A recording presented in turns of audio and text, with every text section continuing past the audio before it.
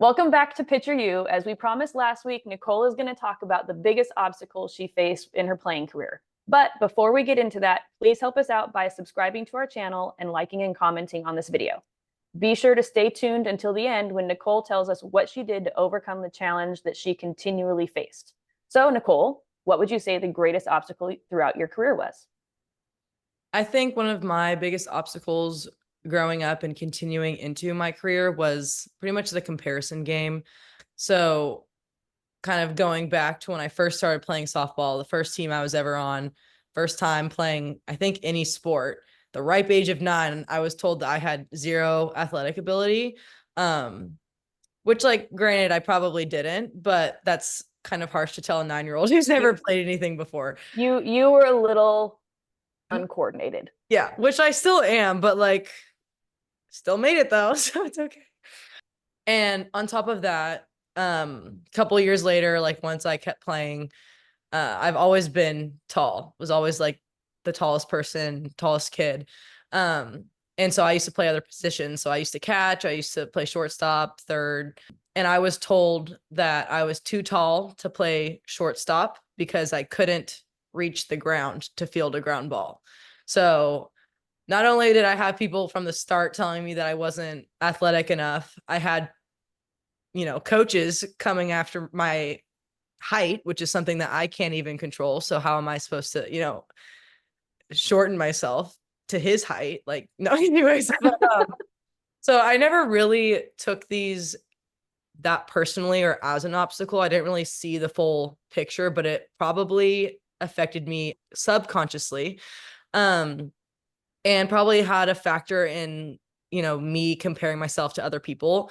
Like even with height, like that was something that I had never really felt ashamed for. I thought it was good, like being a pitcher, like having height and being long and lengthy has its pros. So that was never something that I was really that insecure about. But just having these coaches say these things led me to comparing myself to other pitchers, other hitters, infielders, whatever. So then you mix that with being, at the young ages that at the time me and other players were getting recruited by colleges, you're looking at other players and seeing, and like I was still recruited, obviously, but you just see other people and you want to do what they're doing, or, oh, I don't throw as hard as this person, so I'm not going to get as many looks, or I don't have this person's curveball, or, so you're picking apart yourself and wanting what other people have, but it's also hurting you. So fast forward, once I got to college, I felt this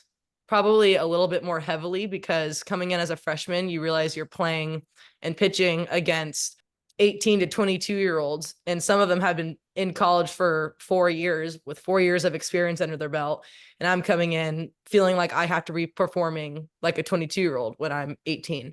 So that put a lot of pressure and led me to comparing myself to even like the pitchers on my staff, where like I wanted to be like the senior pitchers, which, kind of a side note, I really looked up to G. Juarez and Shannon Sale, looked up to them so much. When I got there, it was like my goal to learn as much as I could from them. It was awesome, which, as horrible as COVID was, it was awesome that I got that extra year to play with them and learn from them, which I feel like I learned a lot. And then even through that, I just felt myself wanting to be like them. Like I wanted to have this pitch like their, or I wanted my pitch to move like theirs, or wanted to throw as hard as them and whatever. So it's still, even though it was a beneficial thing to play with them and learn from them, it was my problem of me comparing myself to other people.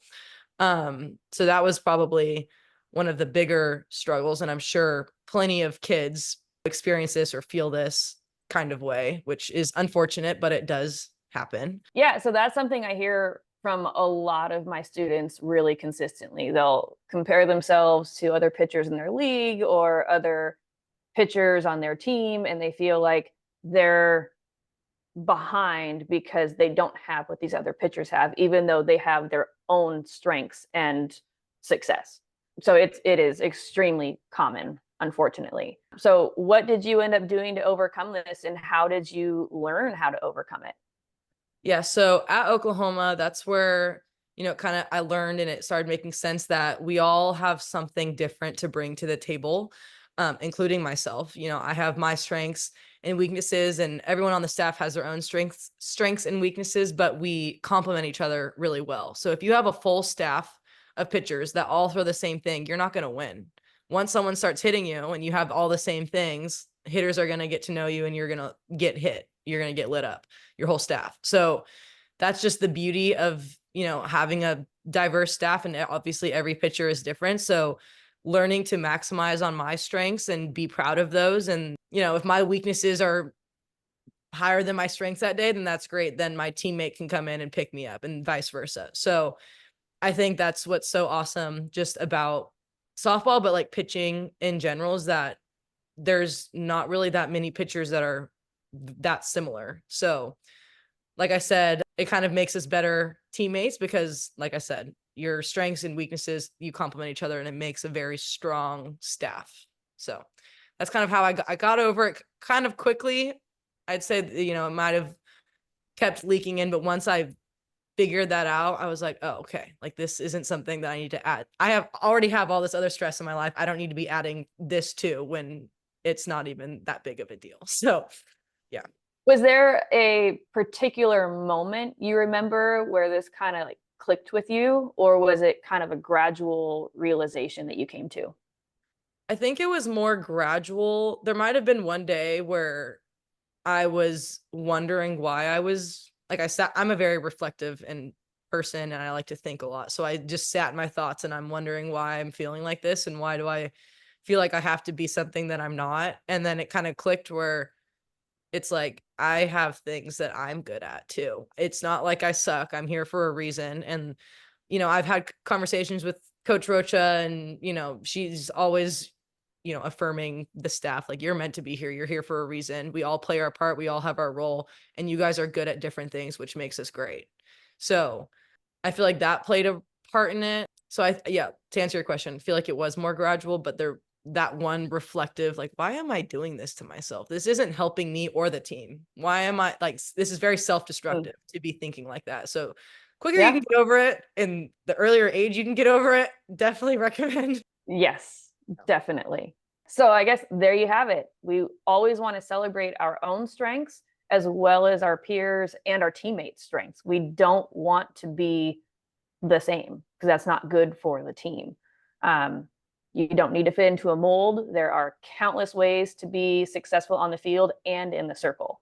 So stay tuned for next week when we pivot and talk about how to maximize your off season and what you should be focusing on in the bullpen. Bye. Do you want to I have break for Christina, so